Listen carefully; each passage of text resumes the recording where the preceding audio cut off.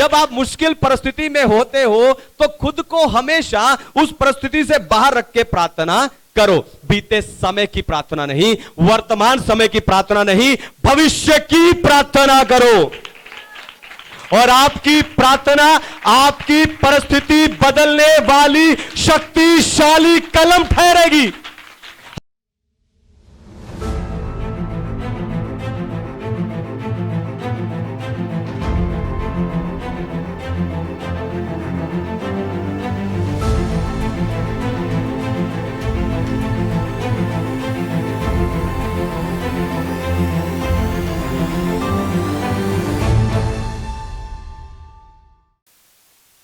Hallelujah.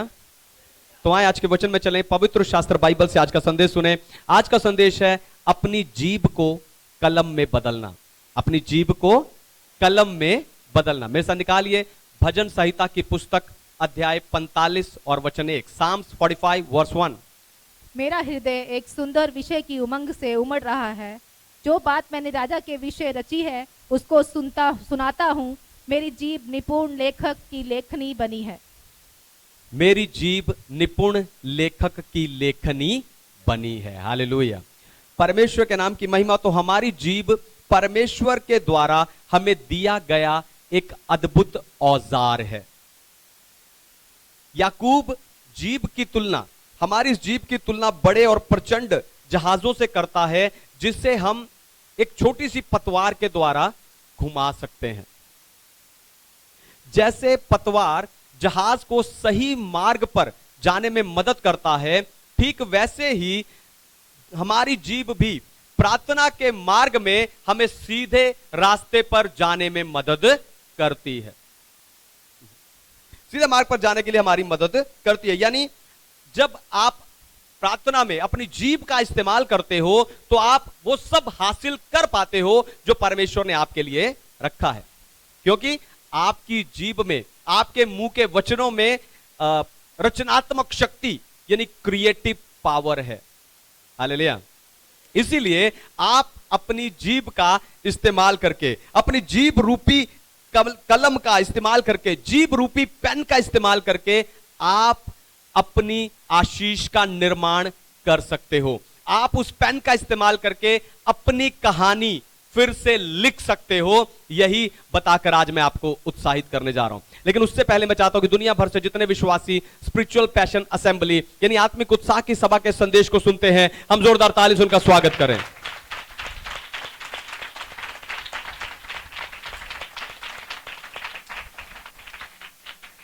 अपनी जीभ को पेन में बदलना, कलम में बदलना। पहली बात है, आराधना में परमेश्वर की सच्चाई की घोषणा करें। आराधना में परमेश्वर की सच्चाई की घोषणा करें। पढ़िए यूहन्ना का सुसमाचार 16 अध्याय और 13 वचन। Gospel of John chapter 16 verse 13। परंतु जब वह अर्थात सत्य का आत्मा आएगा तो तुम्हें सब सत्य का मार्ग बताएगा, क्योंकि वह अपनी ओर से ना कहेगा, परंतु जो कुछ सुनेगा वही कहेगा और आने वाली बातें तुम्हें बताएगा। आमीन। परमेश्वर के नाम की महिमा हो। आप बताऊं, एक लेखक को जब कोई कविता या कहानी लिखनी होती है तो उसको वैसा माहौल भी चाहिए होता है। एक प्रेम की कहानी लिखने के लिए वो किसी सुंदर वादियों में जाकर वहां पर रहता है। एक डरावनी कहानी लिखनी हो तो वो कोई बंद और उजाड़ जगह पर जाकर रहता है। एक परिवार की कहानी लिखनी हो तो वो एक अच्छे और बड़े परिवार में जाकर वहां पर रहकर वहां पर उनके बीच में रहता है। फिर वो अपनी कल्पना को पेन के माध्यम से कागज पर उतारता है, उस कहानी को लिखता है। आपको बताऊं, परमेश्वर ने हमें आत्मा और सच्चाई से उसकी आराधना करने के लिए बुलाया है। और जब आप, ध्यान सुनिए, जब आप आराधना में अपनी जीभ को कलम बनाकर परमेश्वर के सत्य वचन और वायदों की घोषणा करते जाते हो, उस समय पर आप एक काल्पनिक कहानी को नहीं पर अपने जीवन की सच्चाई को निर्माण करते हो। हालेलुया। आप अपने जीवन की सच्चाई का निर्माण करते हो। लेकिन समस्या यह है कि ज्यादातर विश्वासी वचन बोलते तो हैं पर इसे सच्चाई की तरह इस पर विश्वास नहीं करते। दोबारा सुनिए, ध्यान सुनिए। ज्यादातर विश्वासी प्रार्थनाओं में, आराधनाओं में वचन को बोलते हैं, पर इस वचन पर सच्चाई की तरह विश्वास नहीं करते और इसीलिए वो अपनी आशीष का निर्माण भी नहीं कर पाते। पर आपको बताऊं, परमेश्वर की जिस सच्चाई पर आप विश्वास करते जाओगे, वो सच्चाई आपके जीवन की सच्चाई में बदलती जाएगी। हालेलुया। परमेश्वर के वचन की, परमेश्वर के वायदे की जिस सच्चाई पर आप विश्वास करेंगे, वो सच्चाई आपके जीवन की सच्चाई में बदलती जाएगी। कैसे? मान लो आप परमेश्वर के प्रेम को महसूस करना चाहते हो, तो आराधना करते समय आप वचन में लिखे परमेश्वर के प्रेम की सारी सच्चाइयों की घोषणा करते जाओ, घोषणा करते जाओ। जो प्रेम के बारे में लिखा उन्हें बोलते जाओ, प्रार्थना करते जाओ, आराधना करते जाओ, और थोड़े ही समय में आपको परमेश्वर का वो प्रेम महसूस होने लगेगा। हालेलुया। आपको बताऊं, वचन को लिखवाने वाला पवित्र आत्मा है। हालेलुया। वचन को अपने लोगों से लिखवाने वाला पवित्र आत्मा है, और पवित्र आत्मा है ना, वचन के सत्य को सिखाने वाला और याद करवाने वाला भी पवित्र आत्मा है। तो जब आप आत्मा में होकर उस सत्य वचन की घोषणा करते जाते हो और आप अपनी इस जीव रूपी कलम से अपने जीवन का निर्माण करते हो, अपनी आशीष का निर्माण करते हो। हालेलुया। इसलिए आपको पवित्र आत्मा के माध्यम से परमेश्वर के वचन की घोषणा करनी है। हालेलुया। दूसरी बात, अपनी जीभ को कलम बनाने के लिए दूसरी बात, जो सत्य आपने खोजा है उसकी घोषणा करें। जो सत्य आपने खोजा है उसकी घोषणा करें। पढ़िए लूका रचित सुसमाचार 12 अध्याय 2 और 3 वचन। Gospel of Luke chapter 12 verse 2 and 3। कुछ ढका नहीं जो खोला ना जाएगा, और ना कुछ छिपा है जो जाना ना जाएगा। इसलिए जो कुछ तुमने अंधेरे में कहा है वह उजाले में सुना जाएगा, और जो कुछ तुमने कोठरियों में कानों कान कहा है वह छत पर से प्रचार किया जाएगा। आमीन। परमेश्वर के नाम की महिमा हो। तो जब आप सच्चाई से परमेश्वर की आराधना करते जाते हो, तो आप जल्द ही उस सच्चाई में की सच्चाई को खोज लेते हो। हालेलुया। दोबारा सुनिए, ध्यान से सुनिए।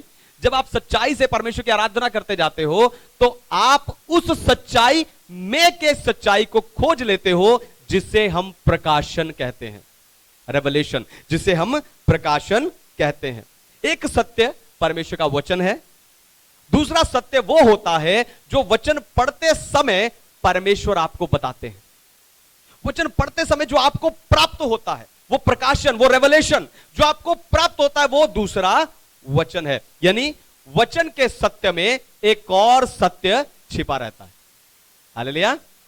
वचन के सत्य में एक और सत्य छिपा रहता है। आपको बताऊं, बाइबल को 40 से ज्यादा लोगों ने लिखा है, और इससे लिखे 2000 साल हो गए हैं।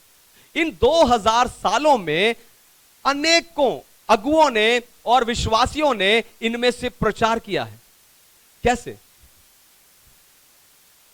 जब उन्होंने इस सत्य वचन को पढ़ा तो उन्हें इस सत्य वचन में की सच्चाई का पता चला, और उसी सच्चाई का वो आज तक प्रचार करते आए हैं। हालेलुया।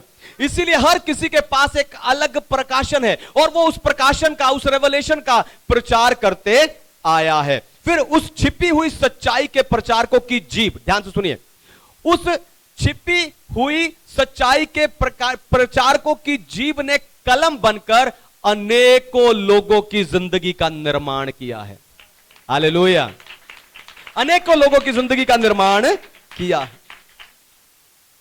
जब आप वचन को सत्य समझकर पढ़ोगे, ध्यान से सुनिए, जब आप वचन को सत्य समझकर पढ़ोगे, तब आपको भी इसके अंदर से एक और सत्य प्राप्त होगा।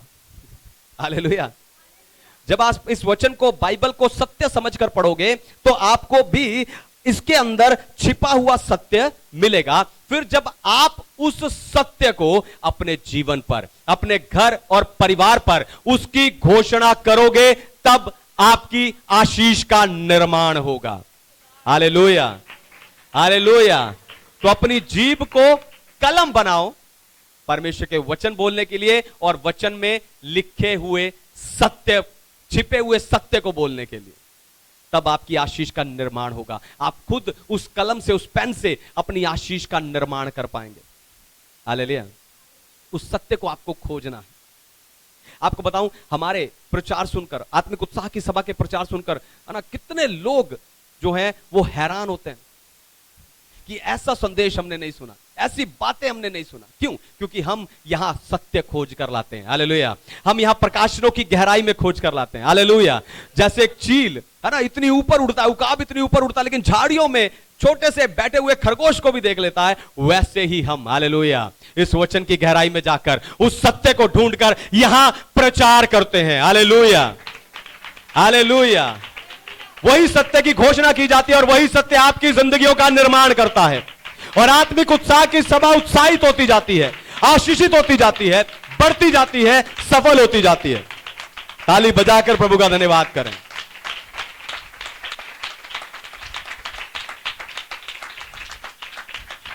अपनी जीभ को कलम बनाना। तीसरी बात, अपने अनुभव के आधार पर परमेश्वर से बात करें। अपने अनुभव के आधार से परमेश्वर से बात करें। पढ़िए भजन संहिता अध्याय 17 वचन 6, साम्स चैप्टर 17 वर्स 6। हे ईश्वर, मैंने तुझसे प्रार्थना की है क्योंकि तू मुझे उत्तर देगा। अपना कान मेरी ओर लगाकर मेरी विनती सुन ले। आमीन। परमेश्वर के नाम की महिमा हो। आपको याद होगा, मैंने आपको बताया था कि धार्मिकता के काम और विश्वास के काम दोनों अलग अलग होते हैं। धार्मिकता के काम हमारे नहीं हैं, क्योंकि उन कामों को प्रभु यीशु मसीह ने क्रूस के ऊपर पहले ही पूरा कर दिया है। विश्वास के काम हमें करने हैं, और परमेश्वर से बात करना विश्वास का ही एक काम है। हालेलुया। परमेश्वर से बात करना विश्वास का ही एक काम है। जैसे आप अपनी हर खुशी, अपनी हर जीत, अपना हर जो तरक्की और हर कामयाबी का आनंद अपने परिवार के साथ मनाना चाहते हो, वैसे ही आपको अपने जीवन का हर सुख दुख परमेश्वर के साथ साझा करना चाहिए। हालेलुया। क्योंकि परमेश्वर के साथ आपका अनुभव ही आपकी कहानी बदलने वाली कलम है। हालेलुया। परमेश्वर के साथ आपका अनुभव ही आपकी कहानी बदलने वाली कलम है। जैसा आपका परमेश्वर के साथ अनुभव होगा, वैसे ही आपकी कहानी होती जाएगी। हालेलुया। जितना ऊपर आपका लेवल परमेश्वर के साथ होगा, उतना ऊपर आपका जीवन का स्तर होता चला जाएगा। इसलिए मैंने कहा कि परमेश्वर के साथ आपका अनुभव ही आपकी कहानी बदलने वाली कलम है। लेकिन जीवन की मुश्किल परिस्थितियों में आप परमेश्वर को ही छोड़ देते हो और अपनी जीभ से उल्टा सीधा बोलना शुरू कर देते हो।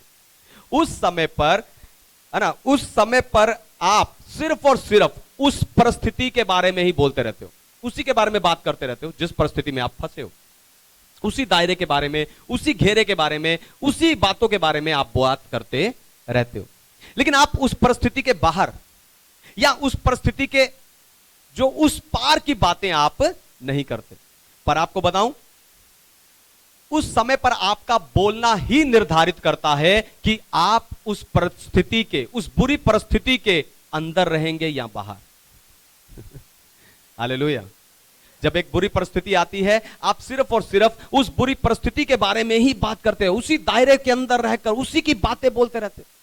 लेकिन आप उसके आगे की या उसके पार होने की बातें नहीं करते।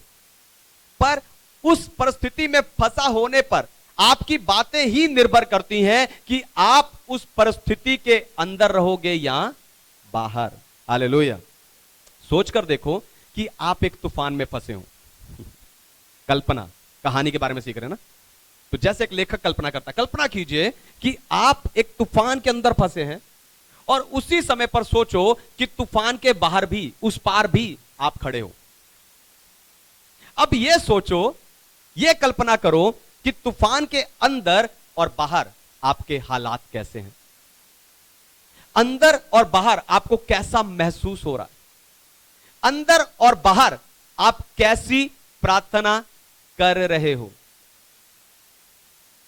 जो बाहर होगा वही अच्छा होगा, है ना। जो परिस्थिति के बाहर होगा, उस पार होगा, वही अच्छा होगा, है ना। वही आपने अच्छा फील किया होगा। इसीलिए जब आप मुश्किल परिस्थिति में होते हो तो हमेशा खुद को उस परिस्थिति से बाहर रखकर प्रार्थना करो। हालेलुया। जिन्हें समझ आ गया, जिन्हें समझ नहीं आया दोबारा सुनिए। जब आप मुश्किल परिस्थिति में होते हो तो खुद को हमेशा उस परिस्थिति से बाहर रख के प्रार्थना करो। बीते समय की प्रार्थना नहीं, वर्तमान समय की प्रार्थना नहीं, भविष्य की प्रार्थना करो। और आपकी प्रार्थना आपकी परिस्थिति बदलने वाली शक्तिशाली कलम ठहरेगी। हालात बदलेंगे, परिस्थितियां बदलेगी, तूफान जाएंगे। हालेलुया। चौथी और आखिरी बात, अपनी जीभ को कलम बनाना। चौथी और आखिरी बात, जो आप सुनते और देखते हो उसमें आनंदित रहो। जो आप सुनते और देखते हो उसमें आनंदित रहो। पढ़िए पहला कुरिन्थियों की पत्री अध्याय 2 वचन 9। 1 Corinthians chapter 2 verse 9। परंतु जैसा लिखा है, जो बातें आंख से नहीं देखी और कान से नहीं सुनी और जो बातें मनुष्य के चित्त में नहीं चढ़ी, वे ही हैं जो परमेश्वर ने अपने प्रेम रखने वालों के लिए तैयार की हैं। आमीन। परमेश्वर के नाम की महिमा हो। तो जब आप खुद को तूफान से बाहर रखकर प्रार्थना करते हो, ध्यान सुनिए, जब आप खुद को तूफान से बाहर रखकर प्रार्थना करते हो उस समय, है ना, आपकी जीभ जो वो आनंद है, उस आनंद का वर्णन, है ना, उस आनंद के दृश्य का या उस आनंद की आवाज का वर्णन एक चित्र या एक तस्वीर के रूप में करने लगती है। हालेलुया। कब? जब आप खुद को तूफान से बाहर रखकर प्रार्थना करते हो, उस समय आपकी जीभ जो आप देखते हो, जो आप सुनते हो, उस आनंद का एक चित्र, एक तस्वीर बनाने लगती है। एक लेखक की तरह, एक पेंटर की तरह, है ना, उस कल्पना का एक चित्र, एक तस्वीर को वो बनाने लगती है। हो सकता है कि यह तस्वीर आपको छोड़कर किसी दूसरे को सुनाई या दिखाई ना दे, लेकिन बहुत जल्दी ही वो आनंद आपके मन, आपकी आत्मा और आपकी भावनाओं में घर कर जाता है और आपकी कहानी बदलनी शुरू हो जाती है। हालेलुया। जब वो आनंद जो ना किसी ने देखा ना किसी ने सुना आपके अंदर आता है, तो वो आपके अंदर घर करता है, तो आपकी कहानी बदलने लगती है। हालेलुया। लेकिन समस्या यह है कि आपने परमेश्वर को सीमित कर दिया है। हालेलुया। आपने परमेश्वर को सीमित समझना शुरू कर दिया। कैसे? आपने अपनी पिछली हार, पिछली असफलता और पिछली निराशा के आधार पर अपनी सोच में परमेश्वर को सीमित कर लिया है, उसे छोटा बना लिया है। आप सोचते हो जो पहले नहीं हुआ वो अब भी नहीं होगा। हालेलुया। आप सोचते हो जो पहले नहीं हुआ वो अब भी नहीं होगा। यही कारण है कि एक ही परमेश्वर की आराधना करते हुए, एक ही चर्च में होते हुए, एक ही अभिषेक के नीचे होते हुए, एक ही शिक्षा सुनते हुए, आप सबका परमेश्वर के साथ अलग अलग अनुभव है। हालेलुया। लेकिन आज परमेश्वर के बारे में अपनी सोच को बड़ा कीजिए। हालेलुया। आनंद के साथ कहिए हालेलुया। आज परमेश्वर के बारे में अपनी सोच को बड़ा करो। जो नहीं हुआ वो नहीं होगा, जो नहीं हुआ वो नहीं हुआ, पर जो अब होगा। हालेलुया। जो नहीं हुआ वो नहीं हुआ, पर जो अब होगा वो ना किसी कान ने सुना है, ना किसी आंख ने देखा है। हालेलुया। क्योंकि आपकी जरूरत बड़ी नहीं है, परमेश्वर बड़ा है। आपकी मुश्किल बड़ी नहीं है, परमेश्वर बड़ा है। आपका दुख बड़ा नहीं है, परमेश्वर बड़ा है। आपका अतीत नहीं, परमेश्वर बड़ा है। और जब आपकी जीभ कलम बनकर परमेश्वर की बड़ाई करेगी तो आपकी कहानी बदलेगी। हालेलुया। जब आपकी जीभ परमेश्वर की बड़ाई करेगी तो आपकी कहानी बदलेगी। हालेलुया। आपको बताऊं, पुराना नियम में जिस जगह पर भी लोगों का परमेश्वर के साथ सामना होता था, उस स्थान पर वो वेदी बना देते थे। पता क्यों? ताकि वो वहां वापस आकर परमेश्वर को दोबारा मिल सके। हालेलुया। अब चंगाई और छुटकारे के समय में जब आपका सामना, ध्यान सुनिए, अब चंगाई और छुटकारे के समय में जब आपका सामना परमेश्वर से होने जा रहा है, तो आज जहां आप खड़े होकर आराधना करें, वहां पर एक वेदी बनाएं और हर संडे सही समय पर आकर उस वेदी पर परमेश्वर से फिर से मिलें। हालेलुया। और मैं आपको गारंटी देता हूं कि हर बार जब आप मुलाकात करेंगे, आपके दिन बदलेंगे, आपकी कहानी बदलेगी, आपकी किस्मत बदलेगी, आपकी आशीष का निर्माण होगा। आइए अपनी आंखों को बंद कीजिए, अपने आप